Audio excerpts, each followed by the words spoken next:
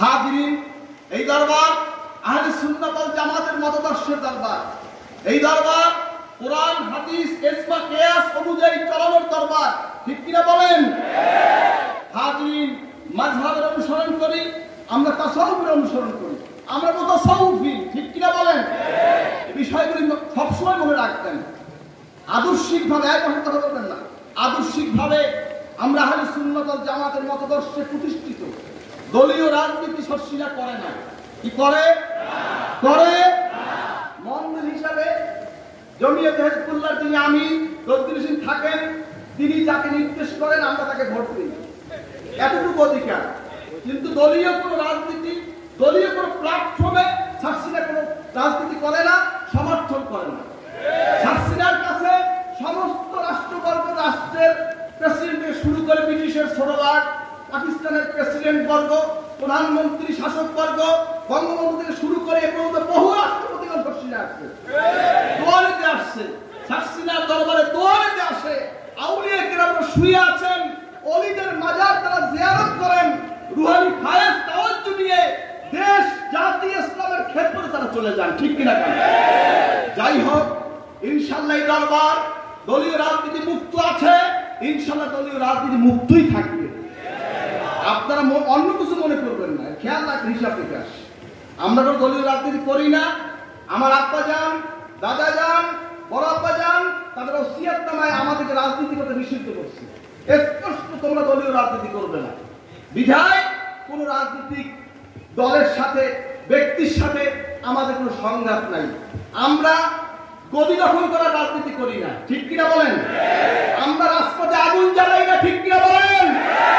আমরা শান্তিপ্রিয়, ইসলাম শান্তির ধর্ম, ইসলাম শান্তি চায়, মুসলমান শান্তি চায়। রাসূল পাক সাল্লাল্লাহু আলাইহি ওয়াসাল্লামের যুগ থেকে আউলিয়া কেরাম মুজাদ্দিদ সালিহিন তারা তালিম দিয়েছেন, শান্তির তালিম। ঠিক কিনা বলেন? হাজিরিন, শর্ষিরা শরীফ শান্তির তালিম দেয়। শান্ত হও, জিকির করো, নামাজ পড়ো, ওলি হও, আল্লাহওয়ালা হও। তুমি যে হও, তুমি রাষ্ট্রপতি হও, তুমি প্রধানমন্ত্রী হও, মিনিস্টার হও, এমপি হও, তুমি মুসলমান হও, আল্লাহওয়ালা হও, নামাজি হও, মুত্তাকি হও। ঠিক কিনা বলেন? এই তালিম, এই আদর্শ এই দরবার থেকে দেওয়া হয়েছে। ইনশাআল্লাহ এই তালিম চলবে। আমরা কোনদিন সরকারের চেয়ারে বসবো না, আমরা কোনদিন রাজনীতি করি না, রাজনীতি ইনশাআল্লাহ করবো না। আমাদের সাথে কারো ঝগড়া নাই, দ্বন্দ্ব নাই। আমরা পরামর্শ দেব, আমাদের পরামর্শ অনুযায়ী দেশ চালাবেন। কে কে রাজি না দেখবি? আমার দাদা হুজুর হাত নামা শোনেন। বাংলাদেশে কিছু আইন পরিবর্তন হয়েছে, পাকিস্তানের আইন পরিবর্তন হয়েছে এই শর্ষিরার স্টেজ থেকে। এই শর্ষিরা স্টেজ আয়োগ করে এসেছে।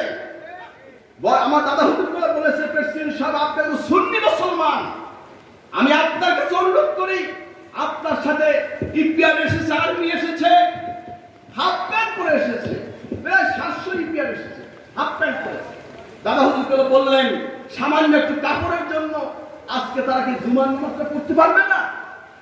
আজকে আপনি শর্ষিনায় ঘোষণা করবেন সকল বাহিনীর হাফ প্যান্টের মধ্যে ফুল প্যান্ট হবে। এবং মাদ্রাসায় আমার ছেলে আছে, স্কুলে আমার ছেলে আছে, কলেজে আমার ছেলে আছে, ইউনিভার্সিটি আমার ছেলে আছে, তাদেরকে ইসলামী তাহজিব, তামাদ্দুন, ইসলামী শিক্ষা দেওয়ার জন্য ইসলামিয়াত বাধ্যতামূলক ব্যক্তিগত করতে হবে। প্রেসিডেন্ট দাঁড়িয়ে সেদিন ঘোষণা করেছিল, প্রেসিডেন্টের অনুরোধে আমি ঘোষণা করছি হাফ প্যান্টের মধ্যে ফুল প্যান্ট হবে সকল বাহিনীর, এবং স্কুল, কলেজ, সকল শিক্ষা প্রতিষ্ঠানে ধর্মীয় শিক্ষা বাধ্যতামূলক হবে। সেই ঘোষণা হয়েছে শর্ষিরা স্টেজে। হাজিরিন, এরপরে বঙ্গবন্ধু আসছে, দাদা হুজুরের সাথে সাক্ষাৎ করেছে। দাদা হুজুর বললেন, মুজিব ধর্মনিরপেক্ষ দেশ করেছ, মুসলমানদের জন্য কিছু করো। দাদা হুজুর কেবলার অনুপ্রেরণায় অনুপ্রাণিত হয়ে ইসলামিক ফাউন্ডেশন তিনি করেছিলেন। হাজিরিন, জিয়া রহমানের সাথে দেখা হলো। দাদা হুজুর বললেন, কাজ করবে কি বলে? কাজ করবে, কাজ করবো আমরা বিসমিল্লাহ বলে। ভাত খাই কি বলে? বিসমিল্লাহ বলে।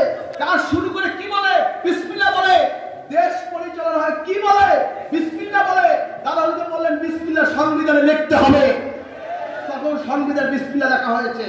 প্রেসিডেন্ট সাথে এসেছে। দাদা হুজুর বললেন, বাংলাদেশ মুসলিম দেশ।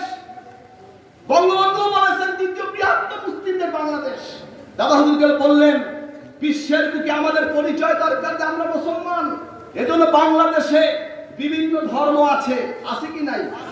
মুসলমান আছে, হিন্দু আছে, বৌদ্ধ আছে, খ্রিস্টান আছে। যার যার ধর্ম সে স্বাধীনভাবে পালন করবে। রাষ্ট্রীয়ভাবে ধর্ম হলো ইসলাম। ঠিক কিনা বলেন? এই হাসিনার এই পুরান স্ট্রাইকে ঘোষণা হয়েছে রাষ্ট্র ধর্ম ইসলাম। ছুটির দিন শুক্রবার রেড ক্রসের মধ্যে রেড কিচেন এই হাসিনার জমিনে ঘোষণা হয়েছে। হাজিরিন, আমাদেরকে কচু পাতার মধ্যে পানি যেমন, বাংলাদেশে আমাদেরকে তেমন কেউ মনে করবেন না। ভারতীয় উপমহাদেশে 750 বছর ফুরফুরা শরীফের মধ্যে জবান থেকে শুরু করে 750 বছর 695 হিজরিতে ফুরফুরা এসেছে, সেখান থেকে এসেছে সারসিনা। 750 বছর ভারতবর্ষে সারসিনা শরীফের এই সিলসিলা খেদমত করে আসছে। আমরা কারো বিরোধী নয়, আমরা কারো জন্য প্রতিদ্বন্দ্বী নয়, আমরা কারো জন্য অভিশাপ নয়। বাংলাদেশের জন্য সারসিনা রহমত। ঠিক কিনা বলেন? বাংলাদেশে বিভিন্ন সময় বিভিন্ন রাজনৈতিক ব্যক্তিবর্গ বিভিন্ন সময় বিভিন্ন ইসলামী নেতৃবৃন্দ বিভিন্ন সিদ্ধান্ত নিয়েছে। আমার হযরত পীর সাহেবুল্লাহ সব সিদ্ধান্তে হাত বাড়ান নাই, ঐক্যমত পোষণ করেন নাই। তিনি বলেছেন আমি এশারা না পাই এগুলো কাজ করবো না, এশারা না পাই কাজ করবো না, আমি নাম বলবো না, নাম বলতে গেলে ঝামেলা হবে। যাই হোক, হযরত পীর সাহেবুল্লাহ দেশের জাতির ক্রান্তি লগ্নে যখন যে সিদ্ধান্ত নিয়েছেন, আল্লাহ পাক সেই সিদ্ধান্তে তাকে ঠগান নাই, জিতাইছেন। বলেন না সুবহানাল্লাহ। যাই হোক, আউলিয়া কেরাম আল্লাহ পাকের নূরের চোখে দেখে। বলেন না সুবহানাল্লাহ। কি চোখে দেখে? কি চোখে দেখে? নূরের চোখে দেখে। বলেন না সুবহানাল্লাহ। যাই হোক, আল্লাহ পাক তাদেরকে যা ইলহামের মাধ্যমে, এলকার মাধ্যমে যা জানান তারা তাই জানেন। বলেন না সুবহানাল্লাহ। যাই হোক, আপনারা সেদিকে খেয়াল রেখে চলবেন। আমরা চাই বাংলাদেশের শান্তিতে চলুক, তামাম আলেম ওলামা মুসলমান একত্রে থাকুক। সরকার যারা যে যখন থাকবে স্বাধীনভাবে সুন্দরভাবে দেশটা চালাক, এটাই আমরা চাই। ঠিক কিনা বলেন? আমাদের কারো প্রতি অসহযোগিতা থাকবে না। দেশের জাতির ক্রান্তি লগ্নে যখন যে সিদ্ধান্ত আমাদের দেওয়ার প্রয়োজন, হযরত পীর সাহেবের দায়িত্বে যেহেতু আমাদের দিয়েছেন, আপনাদের যেভাবে সাড়া দেব আপনারা সেভাবে কাজ করবেন। কথা বলছেন? কে কে মানবেন? নারা তাকবীর। হিসাব করে চলবেন, হিসাব করে চলবেন। এটা একটা জগতের রাজধানী, হিসাব করবেন। এটা একটা জগতের রাজধানী। আমি গুনাহগার নালায়েক হতে পারি, যারা এখানে বসে আছে তারা গুনাহগার না, তারা সব নেককার। বহু আলেমরা এখানে আছেন, নবীজির সাথে জিয়ারত হয়েছে, এই মাঠে ঘুমাইয়া ফেরার লোক আছে। যাই হোক, আল্লাহ পাক আমাদেরকে কবুল করুক। বলে আল্লাহ।